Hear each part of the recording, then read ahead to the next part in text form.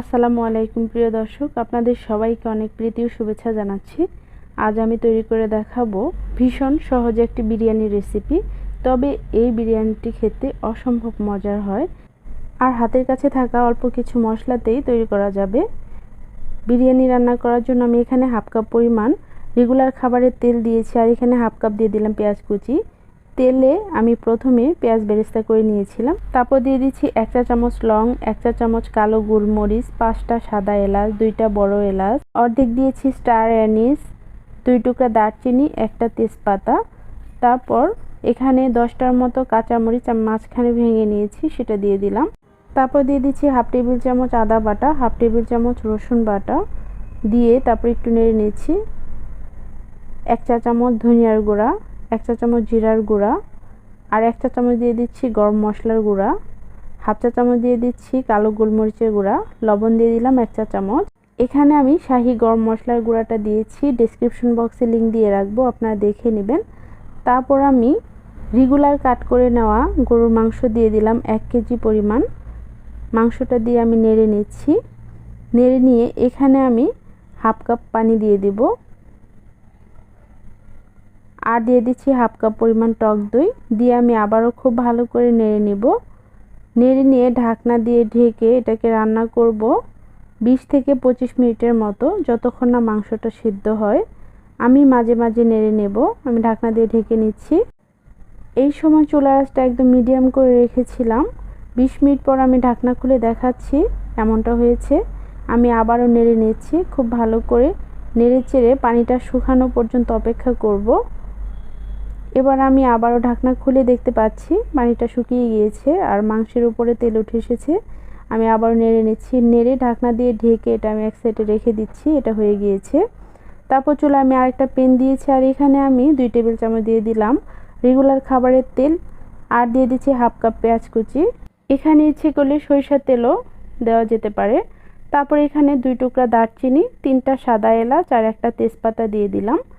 দিয়ে আমি এবার এখানে হাফ চা চামচ দিয়ে দিচ্ছি আদা বাটা, হাফ চা চামচ রসুন বাটা আর 1 চা চামচ লবণ দিয়ে দেব, যাতে তেলটা ছিটে না ওঠে সেজন্য। দিয়ে আমি একটু করে নেড়ে নিচ্ছি। নেড়ে চুলার আঁচটা মিডিয়াম করে দেব। আর এখানে আমি 3 কাপ পরিমাণ মানে প্রায় 600 গ্রামের মতো পোলাওর চাল নিয়েছি। চালটা আমি ধুয়ে স্ট্রেনারে ছেঁকে রেখেছিলাম প্রায় 15 মিনিটের মতো। চালটা আমি ভিজিয়ে রাখিনি, আপনারা চাইলে 20 মিনিটের মতো ভিজিয়ে রাখতে পারেন। তারপর মিডিয়াম আঁচে এটাকে ভেজে নেব। ততক্ষণ পর্যন্ত ভাজবো যতক্ষণ না চালটা ঝরঝরে হয়। এবার চালটা অনেকটাই ঝরঝরে হয়ে গিয়েছে। এই সময় আমি পানি দিয়ে দেব। যেহেতু 3 কাপ চাল নিয়েছি তাই আমি এখানে 6 কাপ পরিমাণ পানি দিয়ে দিচ্ছি। আর চালটা যদি নতুন হয় তাহলে 6 কাপের একটু কম মানে 5.5 কাপের মতো পানি দিলেই হবে। তারপর আমি পরিমাণ মতো আবার লবণ দিয়ে দিচ্ছি, কারণ এই পোলাওয়ের লবণটা ঠিক রাখতে হবে। যখন পানিটা টেনে যাবে তখন লবণটা কম লাগবে, সেজন্য আমি লবণ দিয়ে দিলাম, আপনারা চেক করে দিবেন। তারপর 2 মিনিটের মতো আমি হাই হিটে জাল করব। 2 মিনিট পর আমি কাঁচামরিচ দিয়ে দিচ্ছি 10টার মতো, মাঝখানে ভেঙে দিয়েছি যাতে ঝালটা পোলাওয়ের সাথে মিশে। আর কিশমিশ দিয়ে দিচ্ছি, আপনার চাইলে আলু বুখারাও দিতে পারেন। তারপর আমি নেড়ে দিচ্ছি। নেড়ে দিয়ে এবার চুলার আঁচটা একদম লো মিডিয়াম করে দেব। করে দিয়ে ঢাকনা দিয়ে ঢেকে রাখবো প্রায় 8 থেকে 10 মিনিটের মতো। মাঝখানে আমি ঢাকনা খুলে 2 থেকে 3 বারের মতো নেড়ে নেব। বেশি একটা নেড়ে নেওয়ার প্রয়োজন নেই। আর পানিটা যখন কমতে শুরু করবে চুলার আঁচটা একদম লো করে রাখবো। তারপর চালটা যখন পারফেক্টভাবে সিদ্ধ হয়ে গিয়েছে তখন আমরা দেখতে পাচ্ছি পোলাওটা কিন্তু একদম ঝরঝরে হয়েছে। আর এই সময় আমি মাংসটা দিয়ে দিচ্ছি উপর দিয়ে। দিয়ে আমি চুলার আঁচটা মিডিয়াম করে রাখবো। তারপর হালকা করে নেড়ে দিব। অনেক বেশি জোরে জোরে নাড়া যাবে না, আলতো করে নাড়তে হবে। আপনার চাইলে সেমভাবে তেহারি রান্না করতে পারেন, শুধু মাংসটা আরেকটু ছোট ছোট করে কেটে নেবেন। আর পোলাওতে যখন পানি থাকবে তখন মাংসটা দিয়ে দিবেন, মানে চালটা সিদ্ধ হওয়ার একটু আগে দিবেন, তাহলেই হয়ে যাবে। আমি আলতো করে নেড়ে তারপর উপর দিয়ে দিয়ে দিচ্ছি পেঁয়াজ বেরেস্তা। আপনারা চাইলে ঘিও দিতে পারেন বা মাওয়া দিতে পারেন। তারপর ঢাকনা দিয়ে ঢেকে রাখবো আরও 2 মিনিটের মতো। 2 মিনিট পর আমি ঢাকনা খুলে নিচ্ছি। এবার কিন্তু একদম রেডি হয়ে গিয়েছে। আমি চুলাটা বন্ধ করে নিচ্ছি, বন্ধ করে সার্ভ করে নিচ্ছি।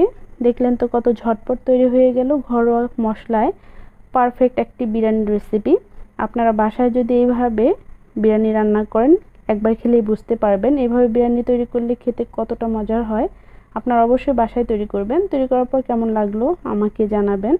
আপনাদের সবাইকে অসংখ্য ধন্যবাদ জানিয়ে আজকের মতো বিদায় নিচ্ছি। আপনারা ভালো থাকবেন। আল্লাহ হাফেজ।